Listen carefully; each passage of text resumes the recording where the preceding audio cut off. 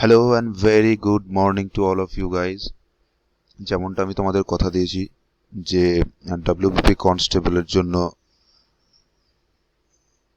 যে এক্সাম আমাদের আর কদিন পরে হতে চলেছে, তার জন্য আমি একটা ক্র্যাশ কোর্স সেটা লঞ্চ করেছি। কাল থেকেই সেটা ক্র্যাশ কোর্স আমরা লঞ্চ করেছি। কালকে আমি রিজনিংয়ের একটা পার্ট তোমাদের দিয়েছিলাম, তো আমি একটুখানি ক্ষমা চেয়ে নেবো কি রিজনিংয়ের লাস্ট যে কোয়েশ্চেনটা ছিল সেটা আপলোড হওয়ার আগেই ভিডিওটা শেষ হয়ে যায়। কিছু প্রবলেম হয়েছিল। যাই হোক, সেখানে 9টা কোয়েশ্চেন আমি খুব ভালোভাবে ডিসকাস করে দিয়েছি, আশা করি তোমরা বুঝেছো। বাট কারো কমেন্ট আমি কোনো পাইনি, ভিউজও অনেক কম আছে কারণ চ্যানেলটা আমার নতুন। তো এজন্য তোমাদের কাছে প্রথমে আমার রিকোয়েস্ট থাকবে, যতটা পারো তোমরা চ্যানেলটাকে সাবস্ক্রাইব করো এবং শেয়ার করো সবার মধ্যে, যাতে সবাই এই সুবিধাটা পায়, কারণ প্রত্যেকেরই এই সুবিধার দরকার আছে। অনেকে আছে যারা হয়তো টাকার অভাবে বা পয়সার অভাবে সঠিক ম্যাটেরিয়াল পায় না, তাদের জন্য আমার এই মানে আন্তরিক প্রচেষ্টা, যদি আমি তাদের কোনোভাবে হেল্প করতে পারি। আমি জানি আমার হেল্পটা খুব কম, বাট যদি সামান্যতম যদি কিছু হেল্প হয় তাহলে তার জন্য আমার খুব ভালো লাগবে যে হ্যাঁ যাক, আমি কাউকে একটু হেল্প করতে পারলাম।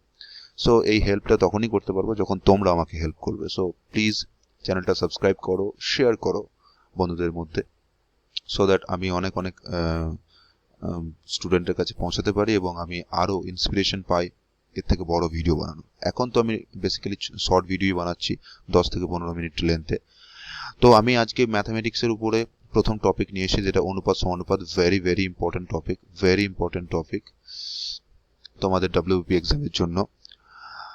তো সেই কারণে অনুপাত আর সমানুপাতের উপর আমি 5টা বেস্ট 5 কোয়েশ্চেন্স করাবো। আমি করাবো, আর 5টা কোয়েশ্চেনের যে কনসেপ্ট আমি শিখিয়ে দেবো। আই হোপ এর বাইরে কোনো কনসেপ্ট তোমাদের এক্সামে যাবে না, এর 100% দায়িত্ব আমি নিচ্ছি। যে 5টা কনসেপ্ট আমি আলোচনা করব, এর বাইরে একটা কনসেপ্ট থেকেও অঙ্ক কনস্টেবল এক্সামে আসবে না। আই রিপিট, কনস্টেবল এক্সামে আসবে না, আমি অন্য কোনো এক্সাম বলছি না। কনস্টেবলের এক্সামে এর বাইরে কোনো কনসেপ্ট থেকে কোনো প্রবলেম আসবে না। সুতরাং কনসেপ্টগুলো ভালো করে শেখো। এগুলো একটাও কিন্তু, প্রথমেই বলে রাখছি, চিরাচরিত প্রসেস যেভাবে তোমরা করে এসছো নয়। প্রথম প্রবলেমটাতে আমি তোমাদেরকে প্রথাগত যেভাবে তোমরা কোয়েশ্চেন সলভ করো সেভাবে করাবো এবং বুঝিয়ে দেবো যে এইটা এবং আমি যে অ্যাপ্রোচ তোমাদের শেখাবো তার মধ্যে কত ডিফারেন্স আছে এবং কতটা টাইম তোমরা বাঁচাতে পারো। তো এটা খুব ইম্পর্টেন্ট একটা সেশন হতে যাচ্ছে তোমাদের জন্য। সো চলো শুরু করে দিই উইদাউট ফার্দার এনি ডিলে। তো ফার্স্ট কোয়েশ্চেন দেখো, এই ধরনের প্রশ্ন তোমরা প্রত্যেক এক্সামেই দেখো, শুধু ডব্লিউপি কনস্টেবল এক্সামের জন্য নয়, সব এক্সামের জন্য। কিন্তু প্রশ্নটা হচ্ছে যে approach, what should be your approach? অ্যাপ্রোচটা কি হবে? দেখো, আমি প্রথমে জেনারেল মেথড এবং অ্যাডভান্স মেথড, অর্থাৎ যেটা আমি করাবো সেই মেথড, দুটো মেথডই তোমাদের অঙ্কটা আমি করাবো। এই আমি যেমনটা বললাম, প্রথম অঙ্কটা আমি দুটো মেথডই করিয়ে দেখাবো, বাকিগুলো কিন্তু তোমাদেরকে রপ্ত করতে হবে। জানি প্রবলেম হবে যেহেতু নতুন, বারবার ভিডিওটা দেখো, পজ করো, দেখো, বোঝো। ভিডিও তোমাদের জন্য চিরকালের জন্য আপলোড হয়েই থাকছে ইউটিউবে, যতবার খুশি দেখতে পারো, no problem with that. So চলো দেখা যাক। কমল ও শ্যামলের বর্তমান বয়সের অনুপাত 5:7। 14 বছর পর তাদের বয়সের অনুপাত হবে 11:14। শ্যামলের বর্তমান বয়স কত? তো জেনারেল মেথডে আমরা কি করি, আমরা ধরে নিই যে চলো কমলের বয়স ধরে নিলাম 5x, শ্যামলের ধরে নিলাম 7x। তাহলে 14 বছর পর অর্থাৎ 5x + 14, এরও 7x + 14 সমান কত হবে? 11/14। তারপরে এটাকে আমরা সলভ করি, ক্রস মাল্টিপ্লাই করি, দ্যাট ইজ 17x + 14 196। তোমরা একটু দেখে নেবে ক্যালকুলেশনগুলো। 77x + 14 11 হয় আর তোমাদের 144 154। তো আমি যদি এদিকে নিয়ে যাই তাহলে এটা হয়ে যাবে 7x মাইনাস, অবশ্যই, আর এদিকে এটা এলে হয়ে যাবে -42। তাহলে x এর ভ্যালু কত হচ্ছে এখান থেকে? x এর ভ্যালু হচ্ছে 6। দ্যাট ইজ, তোমাকে চেয়েছি কি শ্যামলের বর্তমান বয়স। তাহলে শ্যামলের বর্তমান বয়স কত হবে? শ্যামলের তো অনুপাত এটা 7, শ্যামলের অনুপাত 7:6, দ্যাট ইজ 42। তাহলে 42 হচ্ছে তোমার রাইট আনসার। এটা হচ্ছে জেনারেল মেথড। তুমি নিজেই দেখতে পাচ্ছ আমার ক্যালকুলেশন অনেক ফাস্ট, তাই আমি এত তাড়াতাড়ি অঙ্কটা করলাম, তাও কিন্তু আমার ঘড়ির কাঁটা বলছে প্রায় 1 মিনিট 10 সেকেন্ড অঙ্কটা করতে লেগে গেল। কিন্তু এটা যদি অ্যাডভান্স মেথডে করো তো ম্যাক্সিমাম 10 থেকে 15 সেকেন্ড লাগবে। কিভাবে করব? এর প্রথম পদ্ধতিটা ভালো করে দেখে নাও। প্রথম আমি যেমন অনুপাত দিয়েছি আমি লিখবো 5:7, তারপরে 11:14 হচ্ছে আমার ফাইনাল অনুপাত, এবং এখানে তোমার গ্যাপিংটা লিখে রাখতে হবে কত বছর পর, 14 বছর পর। এটা হচ্ছে 14 বছর পর। প্রথম কাজ হচ্ছে তোমাকে এই যে দুটো অনুপাত আছে এই দুটো অনুপাতের গ্যাপিংটা ফিক্স করতে হবে, অর্থাৎ গ্যাপিংটাকে সমান করতে হবে। দেখো এখানে 5 থেকে 7-এর গ্যাপ হচ্ছে 2, এখানে 11 থেকে 14-এর গ্যাপ হচ্ছে 3। তাহলে দেখতেই পাচ্ছ এই দুটোর গ্যাপ সমান নেই। যদি সমান থাকতো তাহলে আমরা এখান থেকে অঙ্ক সলভ করে দিতাম। যখন এরকম ডিফারেন্ট গ্যাপ থাকবে তখন কি করতে হবে, এর ভ্যালু দিয়ে একে গুণ করব, আর এর ভ্যালু দিয়ে একে গুণ করব। যদি এটা করি তাহলে এটা হবে 15:21, আর এটা হবে কত, 22:28। এখন তোমরা দেখো এই দুটোর গ্যাপ অবশ্যই সমান হবে। 15 থেকে 22-এর গ্যাপ কত হয় 7, 21 থেকে 28-এর গ্যাপ কত হয় 7, হয়তো। তাহলে দেখো দুটোতেই তাহলে আমি এখান থেকেই বুঝতে পারবো যখন এই দুটো গ্যাপ সমান হবে তখন বুঝতে পারবো যে আমার গ্যাপিং অর্থাৎ গ্যাপিং অ্যাডজাস্টমেন্টটা ঠিক হয়েছে এবং অঙ্কটা ঠিক আছে। তাহলে এখানে আমি পেয়ে গেলাম কত, ভ্যালু 7। এখন এটা তো আমার কি অনুপাতের ভ্যালু, কিন্তু অ্যাকচুয়াল ভ্যালু কত, 14। তাহলে 7 সমানে আমি বলতে পারি কত, 14। তাহলে একের ভ্যালু কত হবে, 2। একের ভ্যালু যদি 2 হয় তাহলে কমলের বয়স কোনটা, এটা ধরেছি, সরি শ্যামলের বয়স, শ্যামলের বয়সের অনুপাত এটা, তাহলে 21 ইন্টু 2 সমান 42 বছর। এটা আমি তোমাদের বোঝালাম বলে এতটা সময় লাগছে, কিন্তু অঙ্কটা যদি না বোঝাতে হয় তাহলে তুমি ভাবো কত তাড়াতাড়ি তুমি অঙ্কটা করতে পারবে। So I hope you guys have understood this problem. চলো নেক্সট কোয়েশ্চেন সলভ করি, আরো পরিষ্কার হবে। নেক্সট, এটা আরো অ্যাডভান্স লেভেলের অঙ্ক। এটা তো আমি এই প্রসেসে ইউজ করব। দেখো কি বলেছে, রাম ও সীতার 4 বছর আগে বয়সের অনুপাত ছিল 5:7। ওকে, তাহলে 5:7 আমি লিখে দিলাম। আমি এখানে রাম, এখানে Sita, R for Ram, S for Sita. অনেক ছেলে কি করে, রামকে রামই লিখবে, সীতাকে সীতাই লিখবে। কি দরকার আছে এরকম লেখার ভাই? সেটা সময় নষ্ট হয় এক্সামে, কোনো দরকার আছে? এখানে তোমায় কেউ দেখতে যাবে না তুমি কিভাবে অঙ্কটা করেছো, সুতরাং তুমি বুঝতে পারবে এরকম একটা সিম্বল ইউজ করো, R for Ram, S for Sita. তো 5:7। দেখো কি বলেছে, আচ্ছা 4 বছর আগে, তার মানে আগে আছে, আবার এখানে বলেছে কি এখন থেকে 3 বছর পর তাদের বয়স অনুপাত হবে 11:14। অর্থাৎ এখানে একটা প্রেজেন্ট এজ বলে কথা হবে, অর্থাৎ একটা প্রেজেন্ট টাইম আছে, এই প্রেজেন্ট টাইমের 3 বছর আগের কথা, আর প্রেজেন্ট টাইমের 4 বছর আগের কথা, আর প্রেজেন্ট টাইমের 3 বছর আগের পরের কথা বলা হচ্ছে। অর্থাৎ এখানে দুটো সিনারিও আছে, এক আমার বর্তমান বয়সের কথা বলা আছে, তার 3 বছর আগে একটা বয়সের অনুপাত দেওয়া আছে, আর 3 বছর পরে একটা বয়সের অনুপাত দেওয়া আছে, সরি 4 বছর আগে একটা বয়সের অনুপাত দেওয়া আছে, 3 বছর একটা বয়স অনুপাত দেওয়া আছে। অর্থাৎ আমি যদি বলি বর্তমান বয়সের সঙ্গে আগের বয়স এবং পরের বয়স, এই দুটোর রেশিও মানে এই দুটোর অ্যাকচুয়াল ভ্যালু কত হবে, 3 আর 4 7, অর্থাৎ 7 বছরের ডিফারেন্স এখানে দেওয়া আছে। ঠিক একইভাবে ফাইনাল যে অনুপাত হবে সেটা হবে 11:14। কি বলেছি, প্রথমেই তোমার কাজ হবে এই দুটো রেশিও সমান করা। দেখো এখানে 2 এর রেশিও, এখানে 3 এর অনুপাত, অর্থাৎ এখানে 2 এর গ্যাপিং, এখানে 3 এর গ্যাপিং। তাহলে কি করব, একে 3 দিয়ে মাল্টিপ্লাই করব, একে 2 দিয়ে মাল্টিপ্লাই করব। তাহলে এটা কত হয়ে যাবে, এটা হবে তোমার 15:21, এটা হয়ে যাবে 22:24, সরি 28। তাহলে গ্যাপিং কত, 7। আর তাহলে অনুপাতে গ্যাপ হচ্ছে 7, অ্যাকচুয়াল ভ্যালুও হচ্ছে আমার 7, তাহলে একের ভ্যালু কত, 1। অর্থাৎ একের ভ্যালু একই হবে। অর্থাৎ এখানে বলেছে রামের বর্তমান বয়স কত, তাহলে রামের বর্তমান বয়স কত, আচ্ছা 11টা কি। এবারে দেখো এখানে দুটো সমীকরণ, দুটো ইকুয়েশন পেয়েছি, এক হচ্ছে 15:21, আর একটা পেয়েছি 22:28। এটা হচ্ছে 4 বছর আগের, এটা হচ্ছে 3 বছর পরে।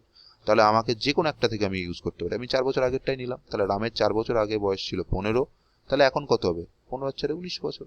দ্যাট ইজ ইউর আনসার, 19 বছর। I hope you guys understand this problem. চলো নেক্সট। একটি পাত্রে 3:5 অনুপাতে জল ও দুধ আছে। 16 লিটার জল ওই মিশ্রণে যোগ করলে জল ও দুধের অনুপাত হয় 5:7। প্রথমে মিশ্রণের পরিমাণ কত ছিল? ভেরি গুড কোশ্চেন এটা। তো প্রথমে কি আমি লিখে নিলাম water, W for water, M for milk. তো 3:5 অনুপাতে ছিল। আচ্ছা পরে এটা দাঁড়িয়েছে কত, 5:7। অত দেখার দরকার নেই, কি দুটো অনুপাত আগে লিখে নাও। এইবারে কনসেপ্টটা ইউজ করো। এখানে কি বলেছে, 16 লিটার জল, 16 লিটার জল মেশানো হয়েছে। তার মানে কি, অনুপাতে মনে করো এটা একটা পাত্র, এখানে জল দুধ দুটোই ছিল, তো এখানে ওয়াটার আর মিল্ক দুটোই ছিল। আমি কি করেছি, ওয়াটারকে ঢালছি, কিন্তু মিল্ক তো একই থাকছে, অর্থাৎ না তো মিল্ক আমি অ্যাড করছি, না তো মিল্ক আমি সাবট্রাক্ট করছি, তাহলে মিল্কের পরিমাণ একই থাকতে হবে, অর্থাৎ দুধের পরিমাণ সমান থাকতে হবে মিশ্রণে। জলের পরিমাণ হেরফের হবে কিন্তু দুধের পরিমাণে কোনো হেরফের হবে না। সুতরাং আমি বলতে পারি এই অনুপাতে আর এই অনুপাতে দুধের যে আনুপাতিক ভাগ সেটা সিমিলার হতে হবে। কিন্তু দেখো প্রথম অনুপাতে দুধের মান হচ্ছে 5 আর এটাতে 7, তাহলে আমায় কি করতে হবে, দুধের মান অর্থাৎ দুধের অনুপাতের মানটা আমায় সমান করতে হবে। সেই কারণে কি করব, এখানে দুধের মান কত 7, এখানে দুধের অনুপাতের মান 5, তাহলে এর মানকে দিয়ে একে গুণ করো, এর মানকে দিয়ে একে গুণ করো, অর্থাৎ টোটাল সমীকরণ রেশিওটাকে গুণ করো। তাহলে গুণ করলে কত হবে, 21:35, আর এই রেশিওর ভ্যালু হয়ে যাবে 25:35। এবার দেখো দুটোতেই কিন্তু দুধের যে, এটা ওয়াটার ইজ টু মিল্ক নিয়েছিলাম, তাহলে দুটোতেই কিন্তু দুধ এবং মানে দুধের যে আনুপাতিক ভাগ হার সেটা কিন্তু সমান। তাহলে এখান থেকে আমি বলতে পারি যে আমার যে রেশিও অ্যাডজাস্টমেন্ট সেটা অর্থাৎ অনুপাতের যে সামঞ্জস্য সেটা ঠিক আছে। তাহলে এখানে যদি এটা হয়ে যায়, এবার দেখো তাহলে আমি যোগ কি করেছি, ওয়াটার ছিল আগে কত 21, এখন কত হয়েছে 25, তাহলে যোগ করেছি কত 4, অর্থাৎ 4 ইউনিট ওয়াটার আমি যোগ করেছি। এটা অনুপাতের ভ্যালু, কিন্তু অ্যাকচুয়াল ভ্যালু কত 16, অর্থাৎ আমি বলতে পারি 4 ইউনিট মানে 16, অর্থাৎ 1 ইউনিট মানে কত 4 ইউনিট, 1 ইউনিট মানে 4 লিটার। তাহলে তোমায় বলেছি কি প্রথমে মিশ্রণের পরিমাণ কত ছিল, অর্থাৎ প্রথমে মিশ্রণ কত ছিল, তাহলে 21 আর 35 কত, 21 আর 35 হচ্ছে 56, তাহলে 56 × 4 দ্যাট ইজ 224 লিটার, অর্থাৎ প্রথম মিশ্রণে ছিল তোমার 224 লিটার।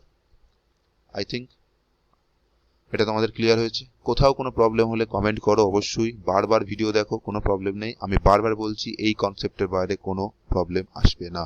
নেক্সট কোয়েশ্চেন, দুটি সংখ্যার অনুপাত 6:11, সংখ্যা দুটির অন্তর 75 হলে সংখ্যা দুটির সমষ্টি কত? এই ধরনের অঙ্ক 5 সেকেন্ড লাগা উচিত।